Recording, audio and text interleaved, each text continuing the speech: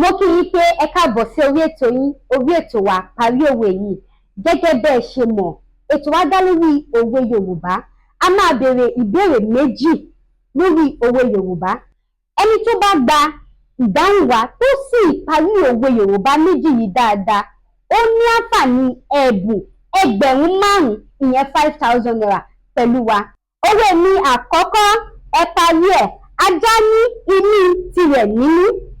Ajá ní imí tirẹ̀ nínú. Òwe mi ẹ̀kejì, ajá tó ń gbúròó ẹkùn tí ó ń gbó. Ajá tó gbúròó ẹkùn tí ó ń gbó. Ẹ fi ìdáhùn yìí sí apá àkọsílẹ̀. Drop your answer in the comment section.